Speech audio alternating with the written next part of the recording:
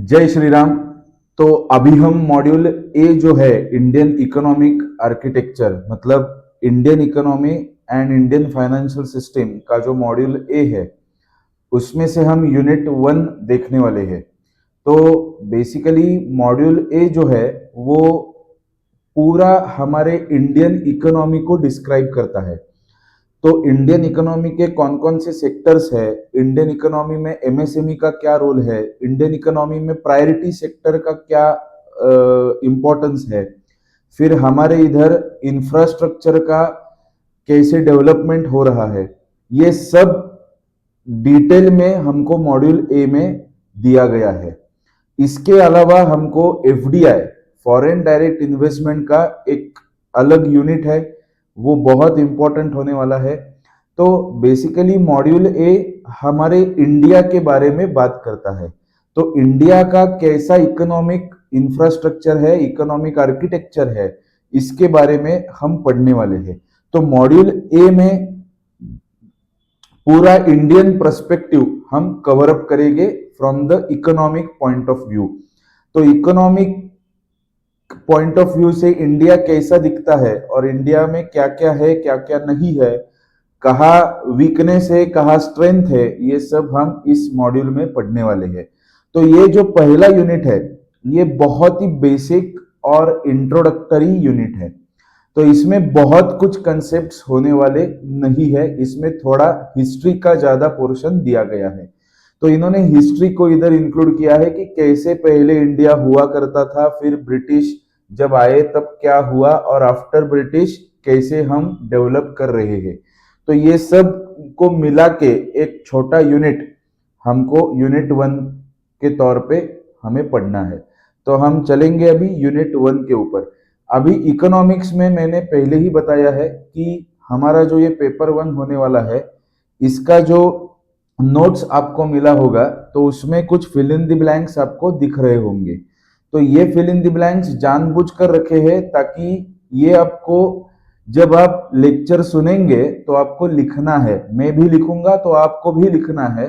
और एग्जाम के पहले जब हम रिवीजन करेंगे तो ये जो हमने फिल इन द ब्लैंक्स भरे हैं वही पे आपको कंसंट्रेट करना है, क्योंकि इस पेपर का जो रिवीजन होगा वो बहुत टफ होने वाला है, क्योंकि इसमें बहुत ज्यादा कंसेप्ट्स है और ये पहला पेपर है। पहला पेपर हमेशा थोड़ा डिफिकल्ट भी आता है, इसलिए आपको ये याद रखना है कि ये जो फिल इन द ब्लैंक्स में लिखूंगा वो आपको भी आपके नोट्स में लिखना है। और पेन से लिखिए, पेंसिल से मत लिखिए, पेंसिल से बाद में वो नहीं दिखता, तो पेन से लिखेंगे तो ज्यादा बढ़िया रहेगा। और इसका एक ही कारण है कि आपको रिवीजन बहुत ही आसानी से आप कर पाएंगे। तो रिवीजन जो है लास्ट मिनट जब तक आप एग्जाम को नहीं जाते तब तक का जो पढ़ाई है वो आपको इजी रहेगा अगर ये आप पैटर्न फॉलो करोगे। तो बढ़ेंगे सर यूनिट 1 के ऊपर। यूनिट 1 का नाम दिया है Indian economy and Indian financial system, मतलब इंडिया का इकोनॉमी कैसा है, इंडियन फाइनेंशियल सिस्टम क्या है, ये हमको पहले इस यूनिट में देखना है। बेसिकली इंडिया का जो कंट्रीब्यूशन था चाइना के साथ वो ग्लोबल जीडीपी के 50% था। मतलब ग्लोबली अगर देखेंगे तो चाइना और इंडिया ये दो ही ऐसे कंट्रीब्यूटर थे जो half of the GDP contribute कर रहे थे। वो बात मैं कर रहा हूं 1000 एडी। तो बेसिकली क्या हुआ कि पहले, बहुत पहले, जैसे हम बोलते थे हमारा देश सोने की चिड़िया है, सोने का धूल इधर से आता है। तो बेसिकली इसका मतलब ये था कि हमारे पास बहुत ज्यादा इकोनॉमिक प्रॉस्पेरिटी थी, हमारे पास बहुत ज्यादा इकोनॉमिक रिचनेस था, और इसके लिए हमको सोने की चिड़िया बुला करते थे। तो ये बात मैं 1000 एडी की कर रहा हूँ, बहुत पहले की कर रहा हूँ। तो उस टाइम पे चाइना और इंडिया का जो कंट्रीब्यूशन था वो लगभग 50% ऑफ द ग्लोबल जीडीपी था। तो जितना ग्लोबल जीडीपी होगा उसका 50% तो इंडिया और चाइना ही कंट्रीब्यूट कर रहे थे। तो 1600 एडी में वो तो 52 के आसपास चला गया था। लेकिन जब हमारे ऊपर ब्रिटिश का राज आया तो हमारा जीडीपी कम होने लगा, क्योंकि हमारा एक्सप्लॉइटेशन होने लगा। ब्रिटिशर्स ने क्या किया सर, हमारा एक्सप्लॉइटेशन किया। तो दैट वाज द रीजन कि हमारा बहुत पहले बहुत ही अच्छा जीडीपी कंट्रीब्यूशन था, अभी हमारा ब्रिटिशर्स के टाइम पे बहुत कम हो गया था, फिर बाद में हमने धीरे धीरे से अभी बढ़ाना शुरू किया है और वो बढ़ रहा है। That is the positive aspect. बढ़ेंगे सर आगे। After British colonisation the GDP contribution of India went down to 16.1%। मतलब हमारा 23% था जब ब्रिटिशर्स आए, तो वो धीरे धीरे घटने लगा और एक टाइम के इधर तो 16.1 भी आया था और एक टाइम पे तो बहुत ही कम गया था, वो बाद में हम देखने वाले हैं। बढ़ेंगे सर आगे। And according to International Monetary Fund India's contribution to global GDP accounts to 7.1%। तो अभी का जो कंट्रीब्यूशन है वो 7.1 चल रहा है। बट ये आपको लिखना है सर, बट इंडिया रैंक्स, इसका मतलब मैं बोलता हूं, India ranks third in terms of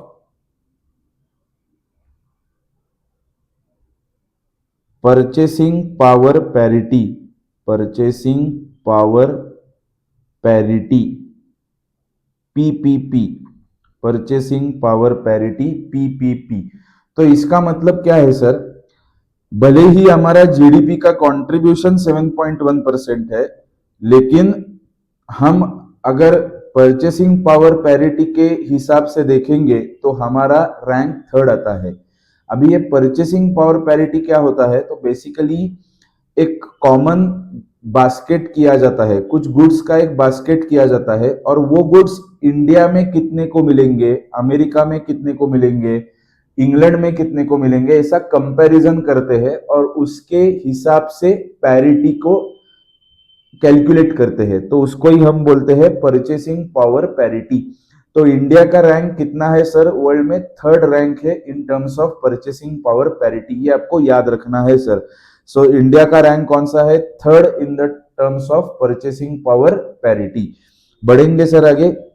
during British Raj India's growth faced a major challenge. तो ब्रिटिश राज जब चल रहा था तो इंडिया को बहुत बड़ा चैलेंज हुआ करता था, क्योंकि हमारा जो रिसोर्सेस है वो ब्रिटिशर्स ले जाते थे, हमको कुछ छोड़ते नहीं थे। तो इसके कारण हमारा खाली एक्सप्लॉइटेशन हुआ और वो रईस हो गए, हम गरीब हो गए, ये हाल हमारा हुआ था। Also the spread of various diseases and recurring famines, extreme scarcity of food, हमारे पास कुछ नहीं रहता था तो ऑल जो कुछ प्रोड्यूस हो जाता था वो ब्रिटिशर्स के पास चला जाता था, तो हमारे पास कुछ नहीं था, तो इसके कारण हमारे इधर बहुत ज्यादा स्केरसिटी होता था और इसका ही कारण है हमारा एक्सप्लॉइटेशन हुआ करता था विदाउट एनी मनी और without any development, without any returns. हमको मिलता तो कुछ नहीं था, हमको देना पड़ता था। यही हाल हमारा ब्रिटिशर्स के टाइम हुआ है। बढ़ेंगे सर आगे। Basic characteristics of Indian economy. अभी वर्ल्ड बैंक जो है वो हर एक कंट्री को उसके इनकम के हिसाब से कैटेगराइज करती है। तो वर्ल्ड बैंक के जो 4 कैटेगरीज है उसमें 4 कैटेगरीज है, तो वो उसमें है low income, lower middle income, upper middle income and higher income. तो इंडिया का जो क्लासिफिकेशन है वर्ल्ड बैंक के हिसाब से वो है low middle income category, lower, ऐसा लिखो, लोअर मिडिल इनकम कैटेगरी। तो इंडिया का जो क्लासिफिकेशन है लोअर मिडिल इनकम कैटेगरी, तो इंडिया का जो क्लासिफिकेशन है वो लोअर मिडिल इनकम कैटेगरी का है। तो देयर आर 4 कैटेगरीज, बेसिकली जो 4 कैटेगरीज है वर्ल्ड बैंक के हिसाब से, उसमें से पहला जो कैटेगरी है वो लो इनकम कैटेगरी है, लो इनकम। दूसरा जो कैटेगरी है वो लोअर मिडिल इनकम, पहला कैटेगरी कौन सा है, लो इनकम, दूसरा है लोअर मिडिल इनकम, तीसरा है अपर middle income, upper middle income, और चौथा है हायर इनकम, चौथा है हायर इनकम। 4 कैटेगरीज में वर्ल्ड बैंक हर एक कंट्री को क्लासिफाई करती है, कैटेगराइज करती है। एक है लो इनकम, दूसरा है लोअर मिडिल इनकम, तीसरा है अपर मिडिल इनकम और चौथा है हायर इनकम। तो इंडिया का categorisation according to World Bank कौन सा है? Lower middle income category. ये सर आपको याद रखना है। इंडियाज पर कैपिटा इनकम, पर कैपिटा मतलब मेरा जो जीडीपी है divided by population. Per capita का फुल फॉर्म क्या होता है? पर कैपिटा इनकम का फुल फॉर्म होता है पर कैपिटा इनकम, पीसीआई। इसको हम शॉर्ट में पीसीआई बोलते हैं, पर कैपिटा इनकम। तो पर कैपिटा इनकम का फुल फॉर्म रहता है टोटल जीडीपी डिवाइड, जीडीपी नहीं होता है, सॉरी, नेशनल इनकम रहेगा। मतलब जीडीपी का एक्सटेंशन नहीं होता है वो। National income divided by population क्या होता है sir? National income divided by population. तो पर कैपिटा इनकम का मतलब क्या है? नेशनल इनकम डिवाइडेड बाय पर पॉपुलेशन। तो हर एक आदमी को अगर हम इक्वली हमारे इनकम को डिस्ट्रीब्यूट करेंगे नेशनल इनकम को, तो हर एक आदमी को कितना आएगा? तो इसको हम बोलते हैं पर कैपिटा इनकम। ये खाली एवरेज है, इससे हमें क्वालिटी नहीं पता चलती। तो ये अभी अगर फॉर एग्जांपल हमारा पर कैपिटा इनकम हम देखेंगे $1891 है, तो इसका मतलब अगर हमारा नेशनल इनकम हम इक्वली डिस्ट्रीब्यूट करेंगे तो वो टोटल हर एक को कितना आएगा? $1891 हर एक का इनकम आएगा। तो इसको हम बोलते हैं पर कैपिटा इनकम। तो बेसिकली वर्ल्ड बैंक जो हमको कैटेगराइज करती है वो लोअर मिडिल इनकम के कैटेगरी में हमको क्लासिफाई करती है। ऐसे 4 कैटेगरीज में वर्ल्ड बैंक हर एक कंट्री को कैटेगराइज करती है। पहला है low income, lower middle income, upper income and higher income. बढ़ेंगे सर आगे। Countries having PCI between $996 and $3895 falls in this category. तो बेसिकली हमारा पर कैपिटा इनकम $1891 है, तो इसके लिए हमारा कैटेगरी लो मिडिल इनकम के इधर आएगा according to the World Bank. अगला पॉइंट आपको लिखना है sir, India ranks third in the purchasing power parity. India ranks third in purchasing power parity. हमने ऊपर भी लिखा है तो ये है ही,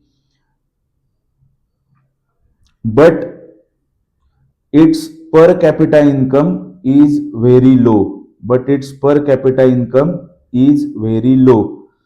इसका कारण क्या है सर? हमारा पर कैपिटा इनकम का कम होना, इसका कारण क्या है? तो इसका कारण है पॉवर्टी। ये क्यों हुआ है? मतलब हमारा रैंक तो थर्ड है परचेसिंग पावर पैरिटी में, लेकिन हमारा पर कैपिटा इनकम बहुत कम है अगर हम बाकी देशों के बारे में हम कंपेयर करेंगे तो इसका एक कारण है पॉवर्टी, दूसरा कारण है अनएम्प्लॉयमेंट और तीसरा कारण है पॉपुलेशन। सर तीसरा कारण क्या है? पॉपुलेशन। पॉपुलेशन इतना बड़ा है कि वो पर कैपिटा इनकम कम हो जाता है। और चौथा कारण है इलिटरेसी। इलिटरेसी, चौथा कारण क्या है सर? इलिटरेसी। तो ये आपको लिख के लेना है।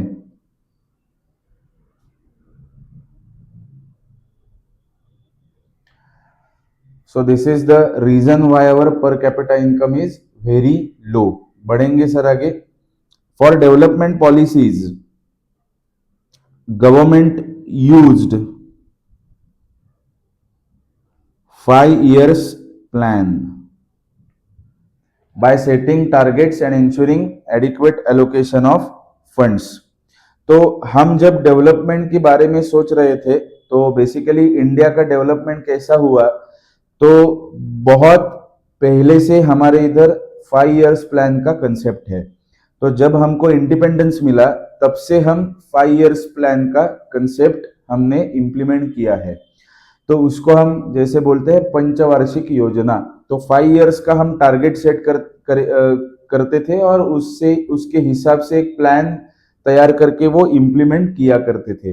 लेकिन 2015 से ये अभी बंद हो गया है और हमारे इधर अभी नीति आयोग का कॉन्स्टिट्यूशन हो चुका है। तो वो हम यूनिट 3 में देखने वाले हैं। लेकिन 2015 तक जो हमने डेवलपमेंट की वो किस आधार पे की, तो वो 5 ईयर प्लान के आधार पे की थी, तो उसको हम पंचवार्षिक योजना ऐसे भी बुलाते हैं। बढ़ेंगे सर आगे, some important characteristics of Indian economy. अभी अगर इंडियन इकोनॉमी के कैरेक्टरिस्टिक्स हमको देखने हैं तो वो क्या हो सकते हैं। पहला हमारा कैरेक्टरिस्टिक्स है वो है लो पीसीआई। हमारा जो पर कैपिटा इनकम है वो बहुत कम है। इसका कारण हमने पहले ही देखा ऊपर, पॉवर्टी है, पॉपुलेशन है, अनएम्प्लॉयमेंट है और इलिटरेसी है। ये कुछ प्रमुख कारण है जिसके कारण हमारा पर कैपिटा इनकम कम है। बढ़ेंगे सर आगे, दूसरा कैरेक्टरिस्टिक्स क्या है हमारा, पॉपुलेशन ग्रोथ। सर हमारे इधर पॉपुलेशन का ग्रोथ बहुत ही फास्ट हो रहा है, इसके लिए हमारा पॉपुलेशन भी बहुत फास्ट बढ़ रहा है, हमने चाइना को पहले ही ओवरटेक कर चुके हैं। बढ़ेंगे सर आगे, high rate of unemployment, high rate of unemployment. तो ये सब प्रॉब्लम्स है, ये कैरेक्टरिस्टिक्स बुक में दिया है लेकिन ये तो हम इसको बोलेंगे प्रॉब्लम्स, क्योंकि इसका हमारा इकोनॉमिक सॉल्यूशन निकलना बहुत जरूरी है। हमारा पर कैपिटा इनकम कम है, हमारी पॉपुलेशन ग्रोथ बहुत ज्यादा है, हमारा रेट ऑफ अनएम्प्लॉयमेंट भी बहुत बहुत ज्यादा है। फिर प्राइमरी सेक्टर रिलायंस, मतलब हम अभी भी एग्रीकल्चर के ऊपर बहुत ज्यादा निर्भर है। प्राइमरी सेक्टर रिलायंस, तो हम बहुत ज्यादा अभी भी क्या है, प्राइवेट सेक्टर के ऊपर निर्भर है। तो अगर प्राइवेट सेक्टर चला तो हमको थोड़ा आसानी होता है, नहीं चला तो हमको बहुत दिक्कत होती है। इसका कारण यही है कि हम एग्रीकल्चर के ऊपर बहुत ज्यादा डिपेंडेंट है। प्राइमरी सेक्टर माने कौन से भी देश का प्राइमरी सेक्टर होता है एग्रीकल्चर, कौन से भी देश का प्राइमरी सेक्टर होता है एग्रीकल्चर। तो हमारा जो डिपेंडेंस है एग्रीकल्चर के ऊपर वो बहुत ज्यादा है। इसके कारण बाकी के जो सेक्टर्स है वो अंडर डेवलप्ड रहते हैं और डिपेंडेंस बढ़ने के कारण प्रॉब्लम भी आता है। अगला जो फीचर है या हम प्रॉब्लम कह सकते हैं पॉवर्टी।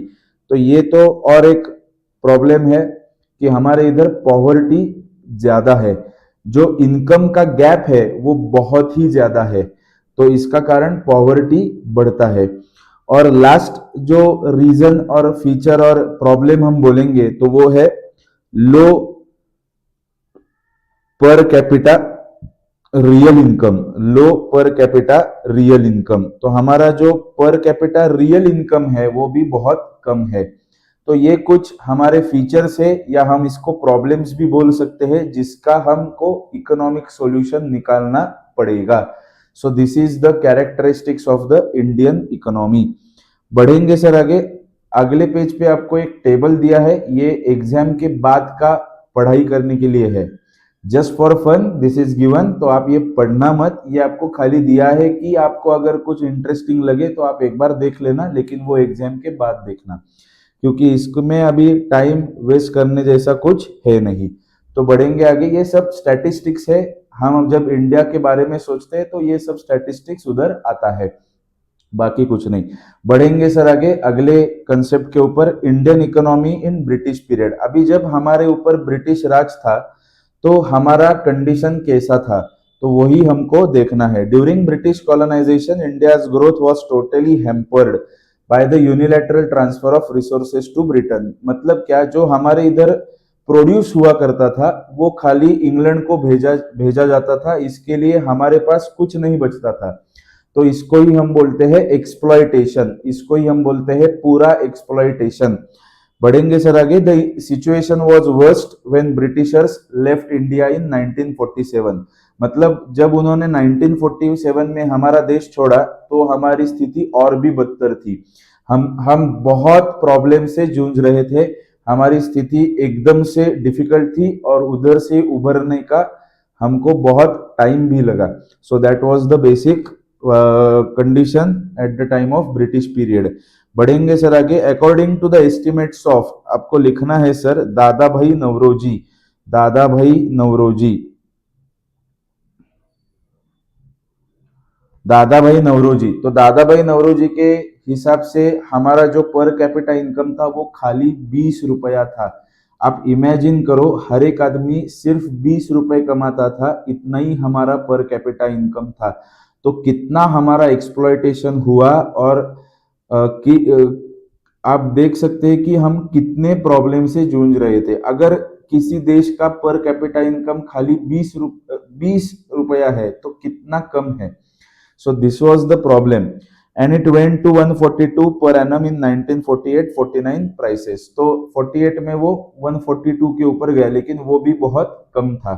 तो 20 रुपया हमारा खाली पर कैपिटा इनकम एस्टिमेटेड है एट द टाइम ऑफ 1947, जब हमको ब्रिटिशर्स छोड़ के गए।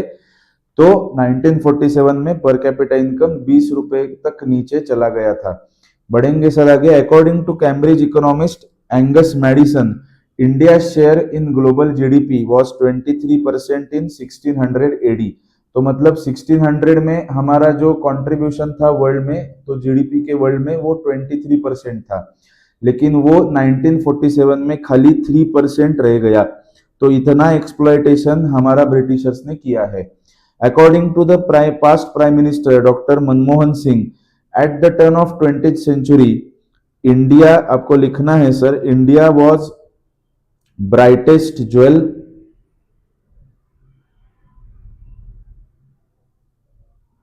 इन British crown, brightest jewel in British crown, but poorest country in the world, but poorest country in the world। तो हमारे इधर तो बहुत ज्यादा रिसोर्सेस थे, तो भी हम कैसे पुअर हुए? तो इसका कारण यही है क्योंकि हमारा एक्सप्लॉयटेशन ही उतना हुआ था। सब जो बेनिफिट है वो खाली ब्रिटिशर्स ले रहे थे और वो इंग्लैंड में भेज रहे थे, तो हमारे पास कुछ नहीं रहता था, इसके लिए हम गरीब होते चले गए। That was the basic problem with the Indian economy. बढ़ेंगे सर आगे। अगला जो चार्ट है वो भी वैसा ही है। आपको एग्जाम के बाद अगर इसमें कुछ इंटरेस्टिंग लगे तो आप पढ़ लेना, नहीं तो छोड़ देना। बढ़ते हैं सर आगे। Indian economy till 2008 and after 2008। तो अभी 1951 से 1980 तक का जो हमारा जर्नी है वो कैसा है? Growth rate was very low, हमारा ग्रोथ रेट बहुत कम था, हमारे इधर प्रॉब्लम्स ही ज्यादा थे। तो उस टाइम एक प्रोफेसर हुआ करते थे, आपको नाम लिखना है, professor Raj Krishna. Professor Raj Krishna coined the phrase Hindu rate of growth. हमको एक शाप मिला था, हिंदू रेट ऑफ ग्रोथ, मतलब इतना कम रेट है तो इसको हम हिंदू रेट ऑफ ग्रोथ बोलेंगे, ऐसा प्रोफेसर राज कृष्णा ने इस फ्रेज का ये किया था। लेकिन ये दिस वाज अ कर्स, मतलब ये शाप जैसा था हमारे लिए, क्योंकि हमारा ग्रोथ बहुत स्लोली हो रहा था। Annual growth rate was as down as 3.5%, मतलब हमारा ग्रोथ रेट खाली 3% था। तो हर साल हम कितना बढ़ रहे थे? खाली 3% बढ़ रहे थे। पीसीआई ग्रोथ एवरेज 1.3%, तो हमारा पीसीआई का ग्रोथ भी कितना हो रहा था? साल दर साल 1.3% ही हो रहा था। तो 1951 टू 1980 का जो पीरियड है, इस टाइम का जो जर्नी है वो बहुत ही स्लो था हमारे लिए, और इसीलिए एक हमको शाप मिला, उसको नाम है हिंदू रेट ऑफ ग्रोथ। उस शाप का नाम है हिंदू रेट ऑफ ग्रोथ, मतलब हमको चिढ़ाने के लिए ऐसा टर्म निर्माण किया था। बढ़ेंगे सर आगे। 1980 to 1990 regarded as economic buoyancy and recovery phase of sixth 5-year plan, India could break the curse of Hindu rate of growth. मतलब ये जो टाइम था, इस टाइम में हमने ये जो हमके ऊपर कर्स लगा था हिंदू रेट ऑफ ग्रोथ, वो हमने तोड़ने में सक्सेसफुल हुए थे। तो वो उस शाप से हम बाहर निकल चुके थे इन 1980 टू 1990। तो हमको उस शाप से बाहर निकलने के लिए लगभग 40 साल लगे आफ्टर इंडिपेंडेंस। इतना हमारा स्लो ग्रोथ पहले 40 साल में था। Government spending provided physical stimulus which provided economic growth. ये क्यों हो पाया? क्योंकि हमारे इधर गवर्नमेंट ने अपना स्पेंडिंग बढ़ाना शुरू किया, तो इसके कारण पैसा इकोनॉमी में आने लगा, और जैसे पैसे आया वैसे हम थोड़ा ज्यादा ग्रो हो ना शुरू किया था, तो ग्रोथ रेट हमारा बढ़ने लगा था। Import policies were liberalise to boost imports and enable production of luxury goods. तो हमारे इधर 1990 तक हमारे इधर कोई इंपोर्ट अलाउड नहीं था, और जो भी था वो बहुत ज्यादा ड्यूटी के कारण कोई करता नहीं था। तो इंपोर्टिंग ऑफ गुड्स ये इंडिया में कंसेप्ट ही नहीं था। इसके लिए गवर्नमेंट ने वो भी लिबरलाइज किया, वो भी रिलैक्स किया, ताकि हम बाहर से इंपोर्ट कर सके और हमारे इधर कुछ गुड्स, लग्जरी गुड्स तैयार कर सके। बढ़ेंगे सर आगे 1992 टू 2008, मतलब जब हमने रिफॉर्म्स लाए तो 1991 में, आपको याद रखना है सर, 1991 में बहुत बड़े रिफॉर्म्स इंडिया में आए जो मनमोहन सिंह नहीं लाए थे, तब वो फाइनेंस मिनिस्टर थे इंडिया के। तो उन्होंने एक पॉलिसी का निर्माण किया, LPG policy, liberalisation, privatisation and globalisation. तो ये पॉलिसी जब आई इंडिया में तो उसके कारण हमारा ग्रोथ और भी बढ़ने लगा, क्योंकि हमने हमारी इकोनॉमी ओपन कर दी। तो बाहर का भी आदमी अंदर आ सकता है और इधर बिजनेस कर सकता है, और उसके कारण हमारे इधर फॉरेन कैपिटल आने लगा। तो ये सर आपको याद रखना है, 1991 में हमारे इधर बहुत बड़ा इकोनॉमिक रिफॉर्म हुआ था, जिसका नाम था लिबरलाइजेशन, प्राइवेटाइजेशन एंड ग्लोबलाइजेशन। तो हमने जो लाइसेंस राज था, मतलब अगर मुझे कुछ मैन्युफैक्चर करना है तो मुझे गवर्नमेंट के पास जाके लाइसेंस लेना पड़ता था, वो सब गवर्नमेंट ने बंद कर दिया और ट्रेड और फाइनेंस को पूरा ओपन कर दिया, ताकि कोई भी आ सके और बिजनेस करके इकोनॉमी में पैसा जनरेट कर सके। That was the basic logic. तो यही आपको इधर लिखना है, इम्प्लीमेंटेड द एलपीजी। एलपीजी माने लिबरलाइजेशन,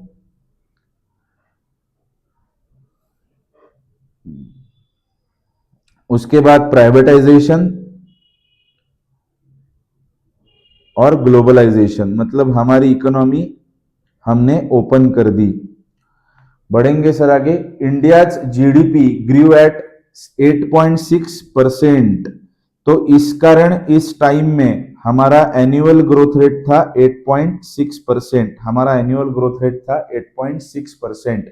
तो हम सेकंड फास्टेस्ट ग्रोइंग इकोनॉमी हम हुए आफ्टर चाइना। तो चाइना के बाद हमारा नंबर हुआ, जिसमें हम बोल सकते थे कि we are the second fastest growing economy in the world. अभी जब 2008 में ग्लोबल क्राइसिस आए, लेमन कोलैप्स उसको बोलते हैं। लेमन कोलैप्स मतलब एक स्कैम हुआ और उसके कारण पूरे ग्लोब में, पूरे वर्ल्ड में, पूरे विश्व में एक बहुत बड़ा रिसेशन आया, और उसके कारण हर एक कंट्री को सफर करना पड़ा। उसमें हमारा भी नंबर था और उसमें हमने भी थोड़ा तो सफर किया था। तो it was forecasted that India will suffer heavily. तो ऐसा एक फोरकास्ट किया था कि इंडिया को तो बहुत तकलीफ होगी।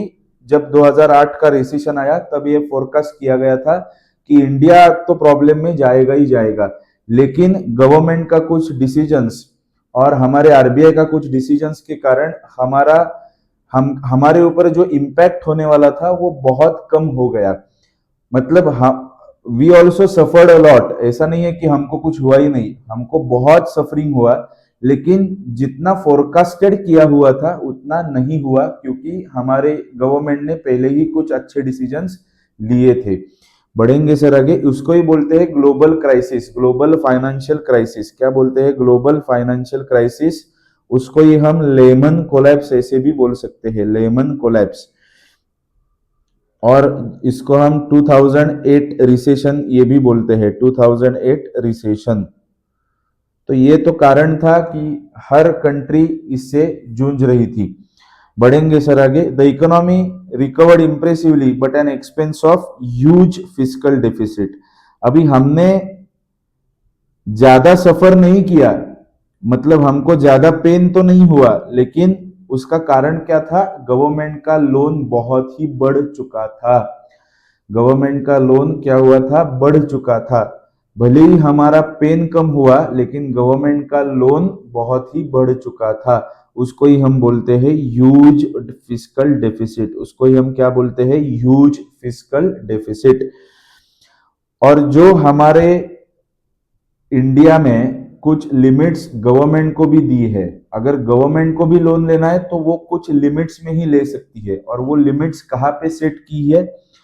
Fiscal responsibility, fiscal responsibility and budget management act. Fiscal responsibility and budget management act. तो ये एक्ट जो है फिस्कल रिस्पॉन्सिबिलिटी और बजट मैनेजमेंट एक्ट, इसमें कुछ लिमिट्स सेट करके दिए हैं।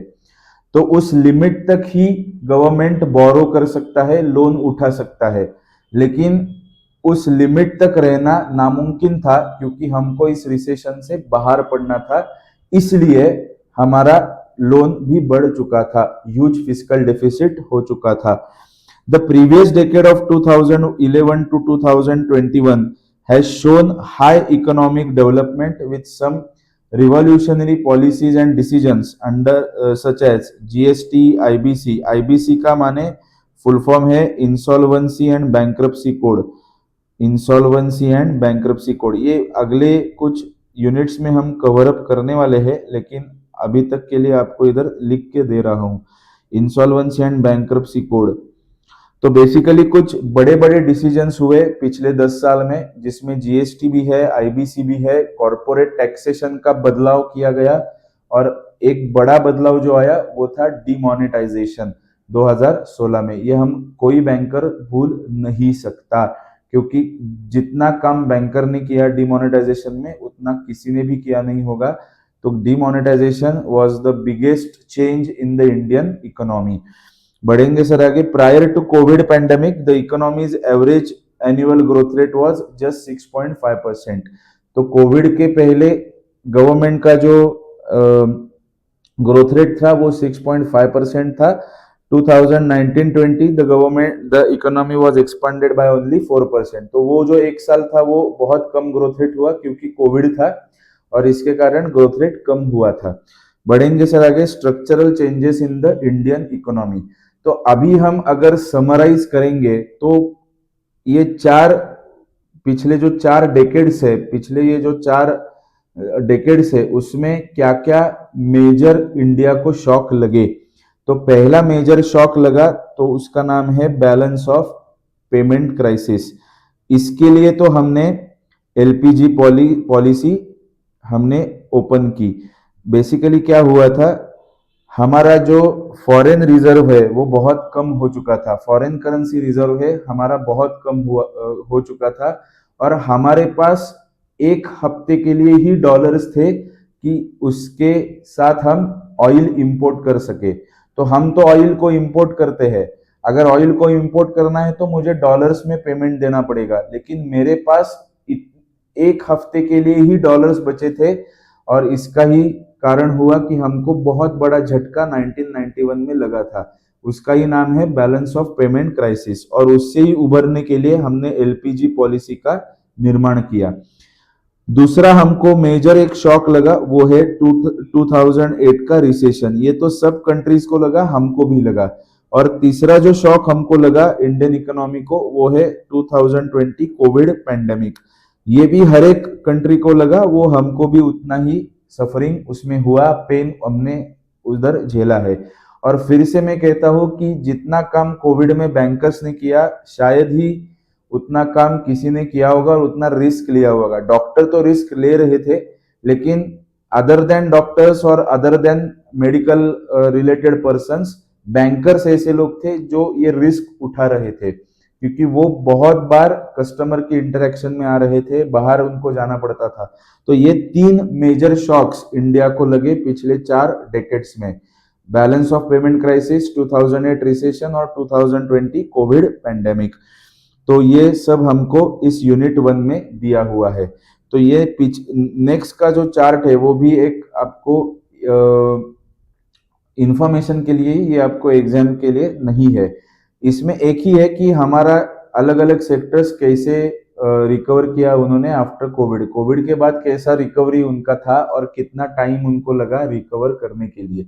तो this is the logic for unit 1। तो हमने यूनिट 1 में सर क्या क्या देखा है, हमारा कंट्री 3rd इन परचेसिंग पावर पैरिटी है, फिर एक्सट्रीम स्केर्सिटी ऑफ फूड हमारा हुआ करता था ब्रिटिशर्स के टाइम, हमारा वर्ल्ड बैंक के हिसाब से लो मिडिल इनकम कैटेगरी है, 4 टोटल कैटेगरीज रहती है। फिर हमने कुछ प्रॉब्लम्स देखे इंडियन इकोनॉमी के, फिर हमने ब्रिटिशर्स के टाइम हमारा क्या कंडीशन था वो बात की हमने, फिर उसके बाद हमारा 2008 तक और 2008 के बाद कैसा हुआ और हमने क्या क्या ग्रो किया, हमने क्या क्या शॉक्स को देखा, वो सब हमने देख लिया है। तो फॉर यूनिट 1 हमने हमारा पूरा कंसेप्ट कवर अप कर दिया है। तो यूनिट 1 हमारा इधर खत्म हो गया है। अभी अगले वीडियो में हम यूनिट 2 के बारे में पढ़ने वाले हैं।